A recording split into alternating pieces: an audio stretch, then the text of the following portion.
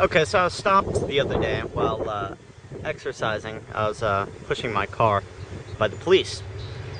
And just to give you a picture, and I'm going to tie this into a bigger theme, but just to give you a picture, okay, I had my shirt off, key in the ignition, blasting Metallica. Okay, I was in not a crowded, but a well-traveled park, pushing my car in circles. That's right, circles. Now, police cruiser, you know, like SUV type, pulls right up in front of me, okay? I'm not even in my car, so I have to hold my car to stop it. Jumps out and says, the first thing he says, you know, I thought he was gonna, you know, like, say like, oh, that's an awesome workout or something like that. No. You trying to steal this car? What's wrong with this picture? Like, either that or maybe if I needed a jump or something, but no. The first thing out of his mouth is suspicion. Are you trying to steal this car? First of all, I don't know anyone stupid enough to steal a car by pushing it away. Plus the key in the ignition, blasting music, I mean, isn't that a little conspicuous? And I think that this ties into like the bigger, just police in general. Now I have a friend that tried to get into the police force recently, and he was denied. He's one of the most stand-up people I know, never done anything wrong, never had so much as a speeding ticket. He works at a bank. I mean, the guy really would be a great police officer, except for the fact that I'm pretty sure that they determined that he's a nice guy. And they don't really want nice guys. Now, if you guys don't know my views on the cops, I can't stand the dirty ones that are power mongers. The good ones, there are some good ones out there. They're great. I really support what they do.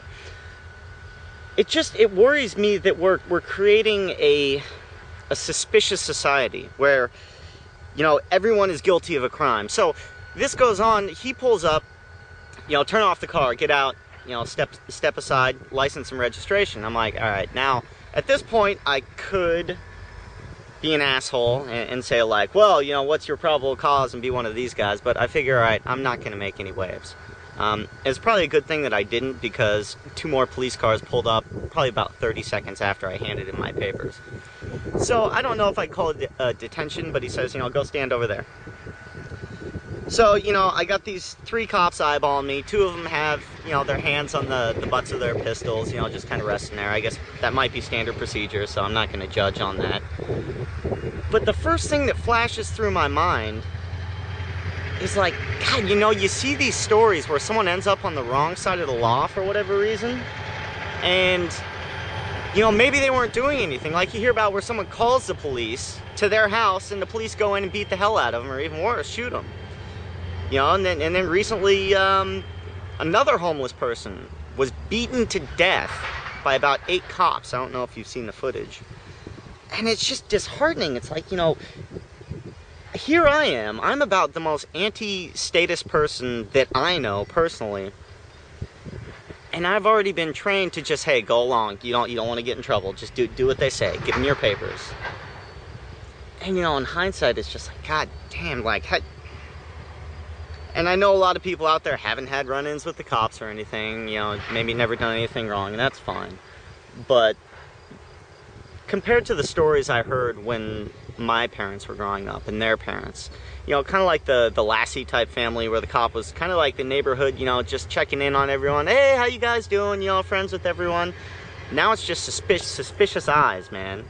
Mugging everywhere, and it makes me wonder, because, you know, I'm obviously out here, I'm pretty visible, you know, I know that they all see me on a regular basis.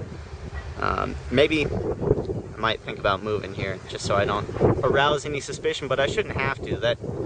That's really messed up that I find myself, of all people, thinking this way in this day and age.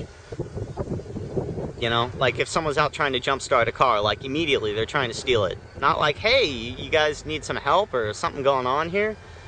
I don't know. Maybe he was just having a bad day. Not sure, but it ended without incident, which is good.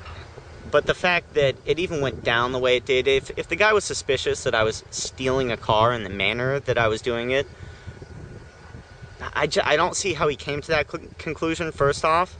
And second off, well, I guess, if he really thought I was stealing the car, you know, fine, call the cops in the world. But it just, it bugs me, because I know if I had said, like, all right, you know, I'm going to invoke my 4th Amendment right, you have no probable cause, you know, to basically detain me and go through all this. I could have been at the wrong end of a billy club and beaten to death while they just say stop resisting, because that's I think how they get out of it. You just keep saying stop resisting, and as long as you say it, you can keep beating. I don't know, guys.